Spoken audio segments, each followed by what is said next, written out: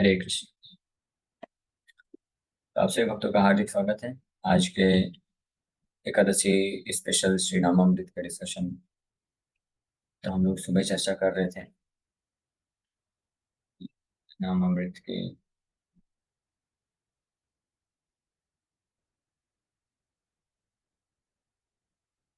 Chanting the holy name is more suitable for spiritual realization in this age than yoga or meditation.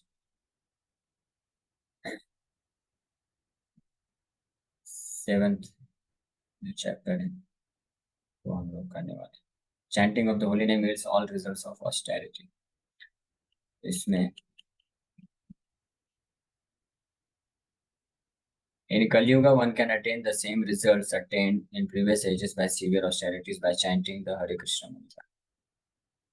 कि इस कलयुग में कोई भी व्यक्ति वो पिछले युगों में किए जाने वाले हर प्रकार की तपस्या का जो फल है केवल हरे कृष्ण महामंत्र जप करके प्राप्त कर सकता है। Although Dhruv Maharaj was only a 5-year-old boy, he underwent severe austerities by eating simply dry foliage, drinking only water and taking no food. In this way, after 6 months, he was able to see the Supreme Personality of Godhead face to face. When he saw the Lord, he forgot all his austerities and said, Swamin Kritarthvasmi, my dear Lord, I am very pleased. Of course, these austerities were performed in Satyuga, Dwapar, and Treta Yuga, but not in this age of Kali. In this Kali Yuga, one can attain the same result simply by chanting the Hare Krishna Mahamantra. Because the people of this age are fallen, the Lord is kind enough to give them the easiest method. Simply by chanting the Hare Krishna mantra, one can attain the same results.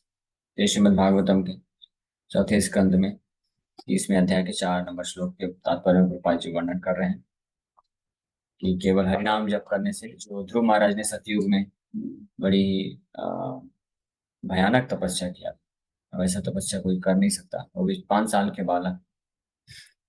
Dhruv Maharaj was only 5-year-old boy और 6 महीने बहुत कठोर तपस्या की, केवल पानी कुछ 1-2 महीने कुछ महीने केवल पानी पीकर जिए, बाद में केवल सांस लेते थे और फाइनली लास्ट में आखिरी महीने में ध्रुव महाराज तो वो भी छोड़ दिए। अंतिम महीने में सांस लेना भी छोड़ दिए, चुपचाप खड़े होकर के ओम नमो भगवते वासुदेवाय जप करते रहे। तो तपस्या के रिजल्ट में भगवान विष्णु साक्षात प्रकट हो गए और जैसे भगवान प्रकट हुए तो ध्रुव महाराज बोलते हैं कि अब मैं पूरी तरह से संतुष्ट हूँ आपको प्राप्त कर। तपस्या has been made easy by Lord Chaitanya in the form of chanting Hare Krishna. Generally, people are interested in things that give immediate pleasure. We want to taste something tasty to the tongue, regardless of whether it is edible or not. Hawks very readily eat stool, and they do so without discrimination. They have no idea of tapasya penance. When one engages in spiritual realization, one has to undergo tapasya. However, this has been made very easy by Chaitanya Mahaprabhu. Cheto darpan marjanam bhava mahadavagni nirvapa. All we have to do is spare a little time and chant Hare Krishna. But we are not even ready for this much tapasya. Krishna is more interested in leading us down the path of liberation than we are in going. He has given us a very simple method, Hare Nama, Hare Nama, Hare Nama eva kevalam. We need only chant Hare Krishna. To perfect this chanting of Hare Krishna, there is no hard and fast rule. Simply by chanting, we will attain perfection. तो इस भौतिक जगत का ये लक्षण है, हर व्यक्ति जो है उसको रुचि रहती है जो क्षणिक सुख मिलता है, कुछ भी कार्य करने से कुछ क्षणिक भौतिक सुख मिल जाता है, उसके प्रति वो हमेशा ललायत होकर के उसके पीछे भागता है। लेकिन जो व्यक्ति आध्यात्मिक जीवन में आगे बढ़ना चाहते हैं तो उनको इन क्षणिक सुखों को त्याग करना, अपनी इंद्रियों को संयम करने का आवश्यकता होता है। लेकिन ये जो कार्य है बहुत कठिन हो जाता है क्योंकि हृदय में बहुत सारे अनर्थ होते हैं। लेकिन श्री चैतन्य महाप्रभु इतना अच्छा तरीका दिए हैं जिससे ये तपस्या जो है बड़ी आसान हो जाती है, बहुत सरल हो जाती है, और वो है हरिनाम के जप के माध्यम से। तो जो भी व्यक्ति हरिनाम हरे कृष्ण महामंत्र जप करते हैं तो धीरे धीरे चेतो दर्पण मार्जनम भव महादावाग्नि निर्वापणम, ये चित्त रूपी जो दर्पण है उस अनर्थ है वो साफ हो जाते हैं। और ये जो महादावाग्नि में जो हर जीवात्मा झुलस रहे हैं, फंसे हुए हैं, वो दावाग्नि दावाग्नि मतलब ग्रेट फॉरेस्ट फायर, बहुत विशाल अग्नि है, आग है जिसमें हर कोई झुलस रहा है, वो बुझने लग जाती है। अब अग्नि कहाँ है? बाहर से अग्नि नहीं है, वो अपने हृदय के सब हर इस भौतिक संसार के हर व्यक्ति के अंदर हृदय में ये अग्नि जलती है। और अग्नि किनके कारण है? उन अनर्थों के कारण है। काम, क्रोध, लोभ, मोह, मद, मात्सर्य, 6 प्रकार के विशेष अनर्थ। काम अग्नि, क्रोध अग्नि, मदाग्नि और ईर्ष्या वाली अग्नि, ये सब अग्नि से वो व्यक्ति हमेशा जलता रहता है और कष्ट भोगता है। और इसको नियंत्रित कर पाना बहुत कठिन कार्य है। जैसे दावाग्नि का मतलब होता है कि जंगल में जब आग आग लग जाती है, तो जंगल की आग को कोई व्यक्ति किसी भी तरीके से बुझा नहीं सकता है।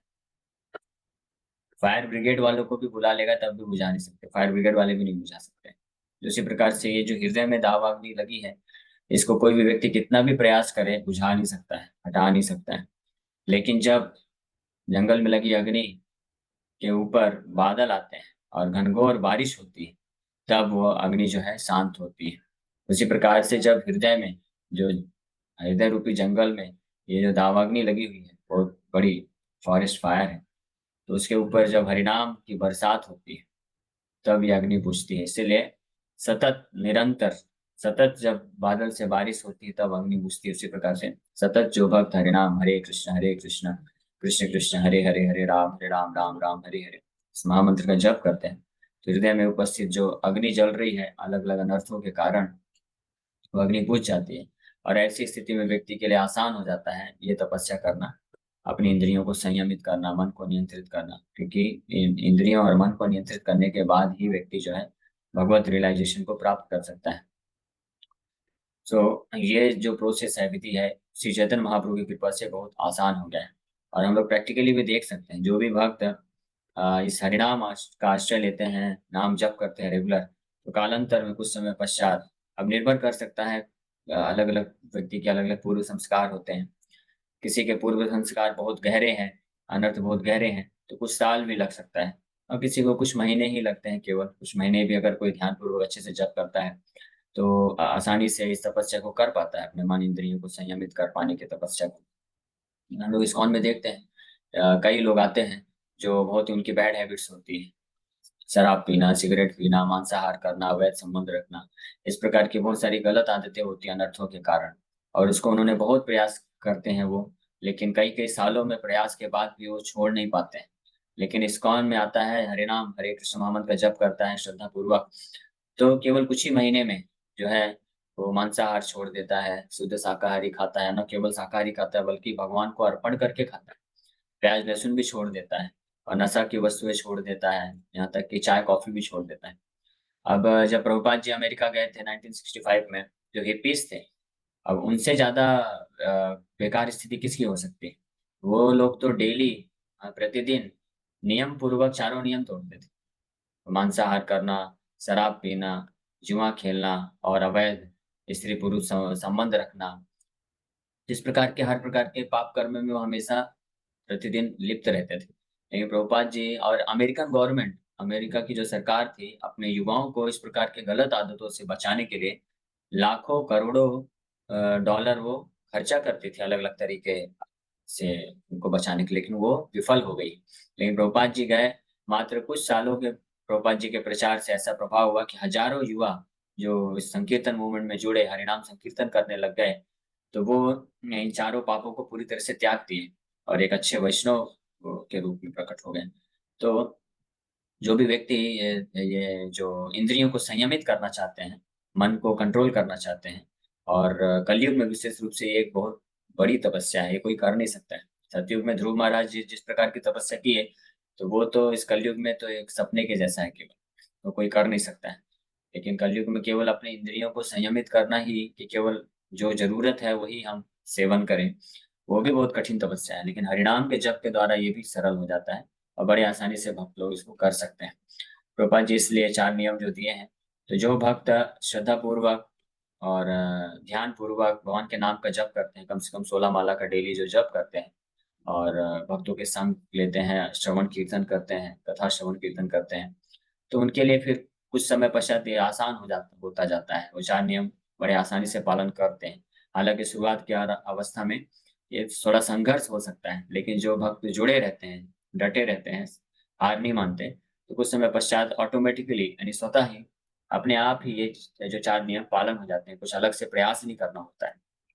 स्पेशली जो नियमित रूप से मंदिर आते हैं, भक्तों का संग लेते हैं, प्रैक्टिकल कुछ सेवा में लगे हुए हैं और हरिनाम जप करते हैं और भागवत गीता और भागवत का श्रवण करते हैं, तो उनके लिए और आसान हो जाता है। तो ये इसलिए ये मोस्ट प्रैक्टिकल सबसे व्यवहारिक ये तरीका है हरिनाम जप, जिसके माध्यम से व्यक्ति जो कठिन से कठिन तपस्या है, इस कलयुग की कठिनतम तपस्या यही है, 4 नियम का पालन करना, उसको भी कर सकता है।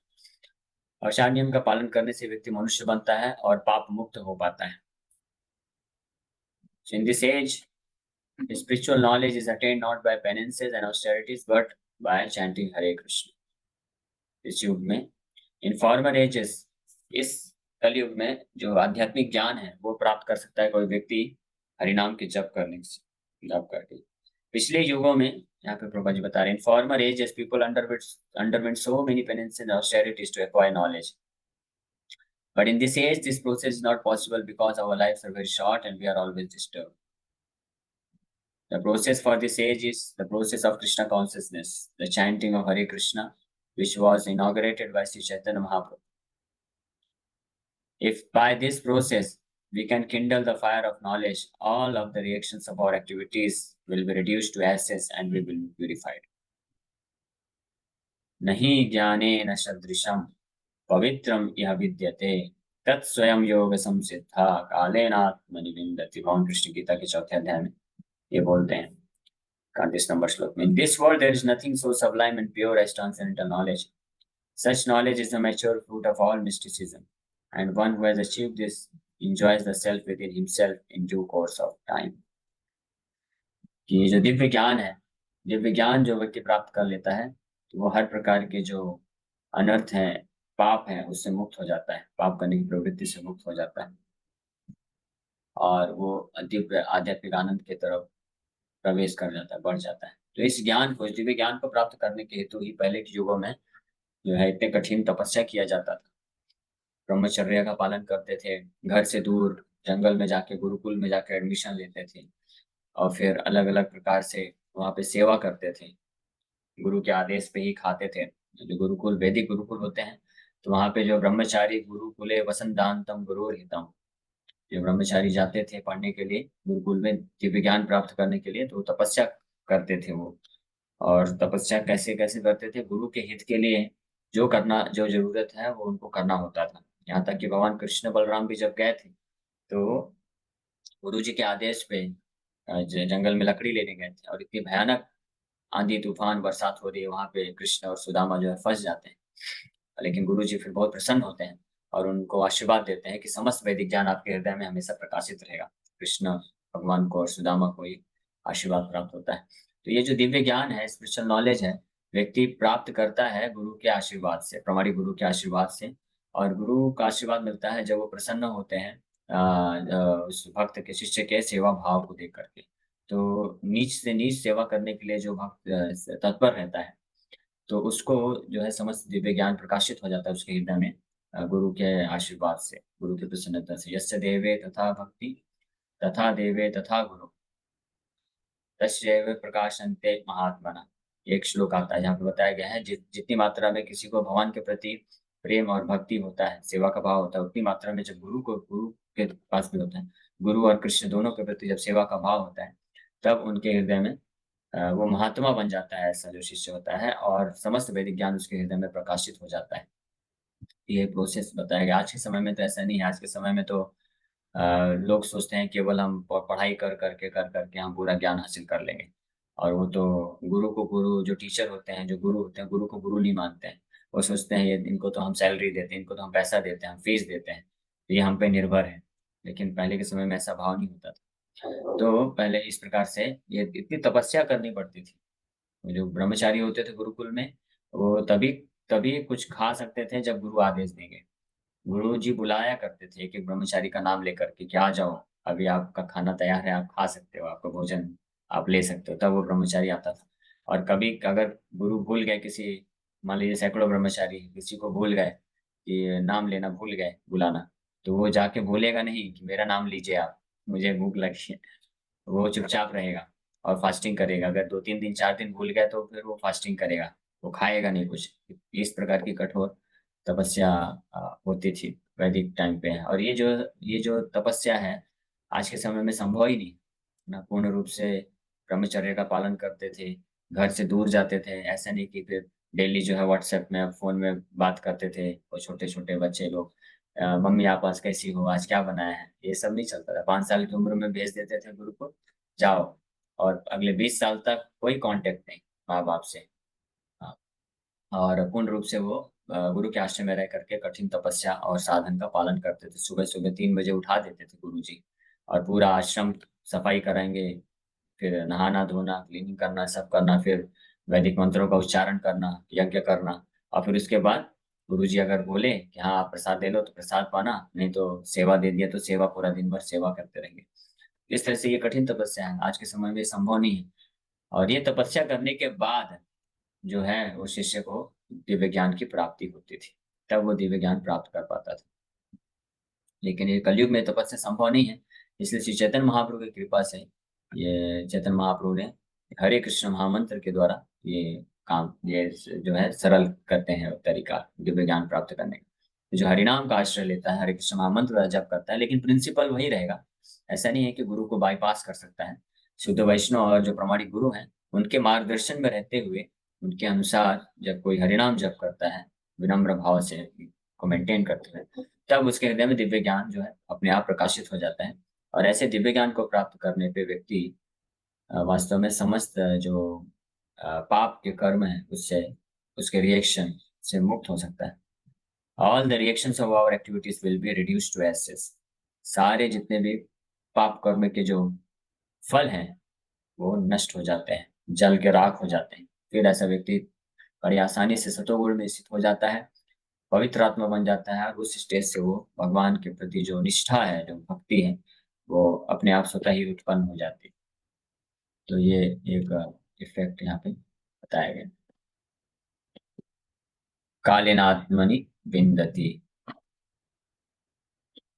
तत्स्वयं योग संसिद्धा। ये श्लोक बोले, नहीं ज्ञानेन सदृशं पवित्रम यह विद्यते तत्स्वयं योग संसिद्धा कालेनात्मनि विन्दति। स्वयं योग संसिद्धा मतलब ऑटोमेटिकली जब इस प्रकार से ज्ञान प्राप्त करता है कोई, तो वो दिव्य आनंद की तरफ बढ़ता है, मन की भक्ति की तरफ बढ़ता है।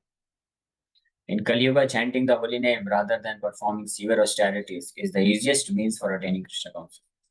इस कलयुग में हरिनाम जप करना ही सर्वश्रेष्ठ और सबसे सरलतम उपाय है कृष्ण भावना भावित होने का।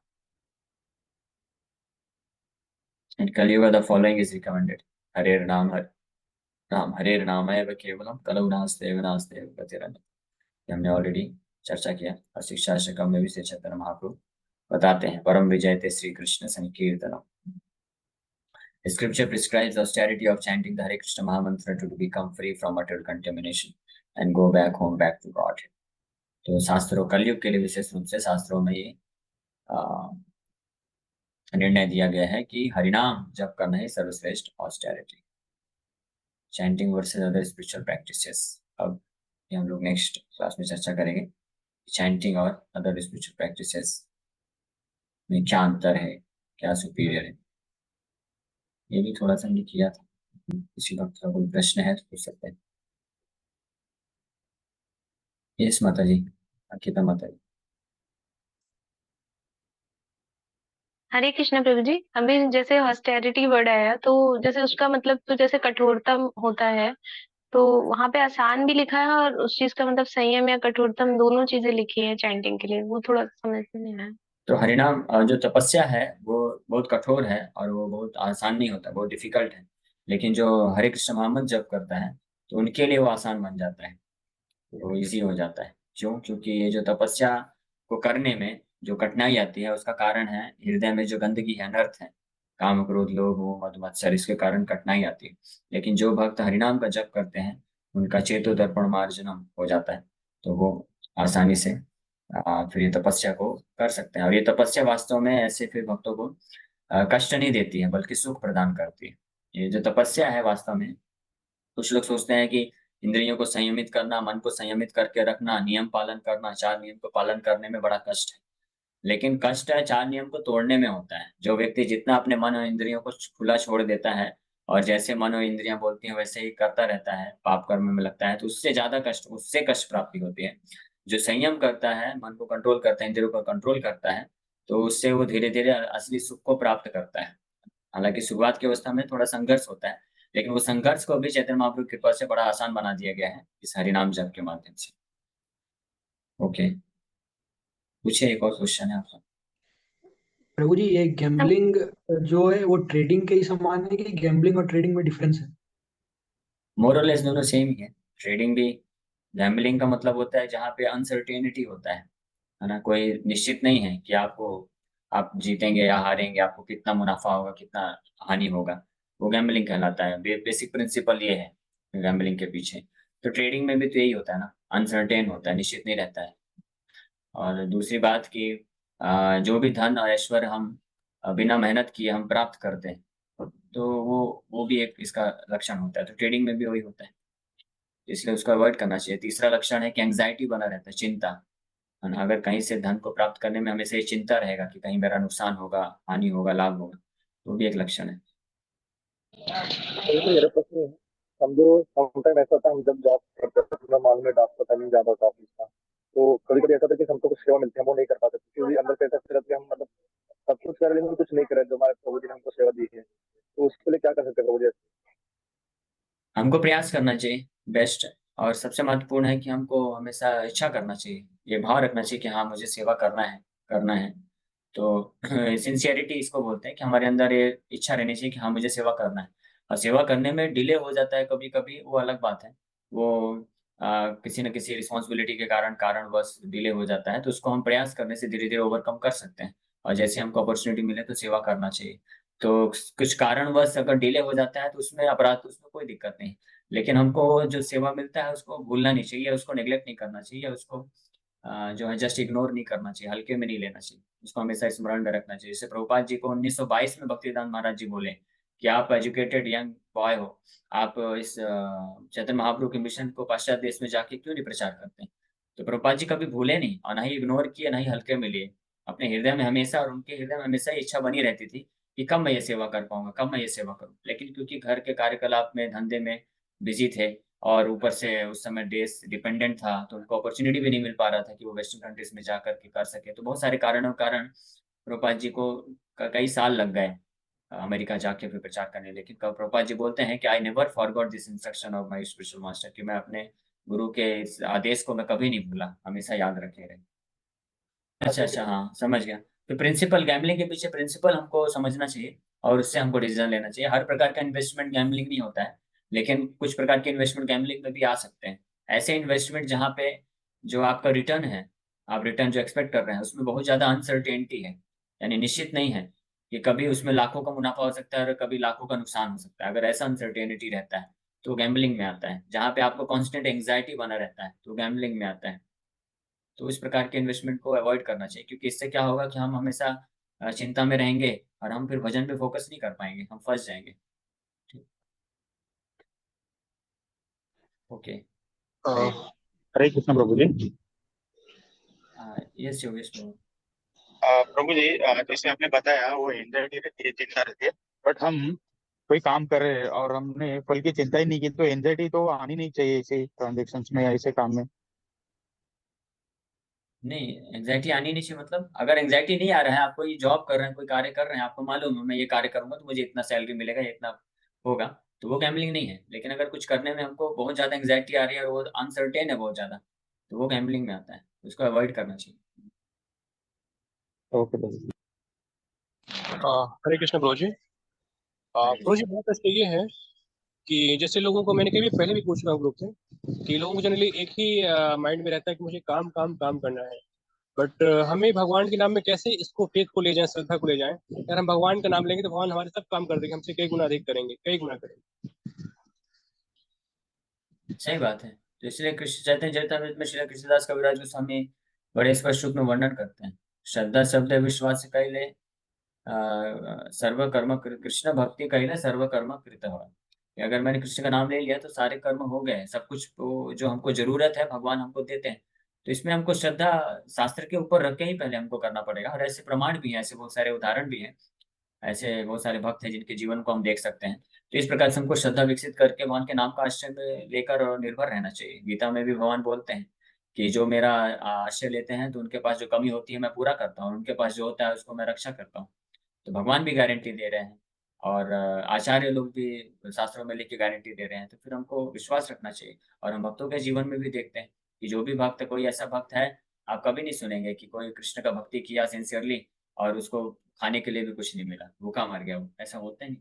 अभी प्रैक्टिकली देखिए, हम लोग कौन सा जॉब करते हैं, हमको तो कोई एंग्जाइटी नहीं, हम तो एक पैसा नहीं कमाते हैं, भगवान मेंटेन कर रहे हैं। और हम लोग ही नहीं, चलो इस्कॉन ऑर्गेनाइजेशन है तो यहाँ पे सिस्टम बना हुआ है तो डोनेशन आता है, लोग कंट्रीब्यूट करते हैं। लेकिन ऐसे बहुत सारे भक्त हैं, आप वृंदावन ब्रज में चले जाइए, कितने सारे भक्त लोग हैं जो भगवान पे निर्भर रहते हैं, उनका पालन पोषण हो रहा है, सब हो जाता है। तो हमको इतना एंग्जाइटी नहीं, हमको अपने आप ज्यादा पैसा कमाने के लिए, ज्यादा अपना वो करने के लिए हमको गलत काम करके नहीं करना चाहिए अब, ताकि हम, जिसके कारण हमारा बहुत सारा समय, एनर्जी और कॉन्शियसनेस सब उधर चला जाए और हम भगवान का भजन न कर पाए।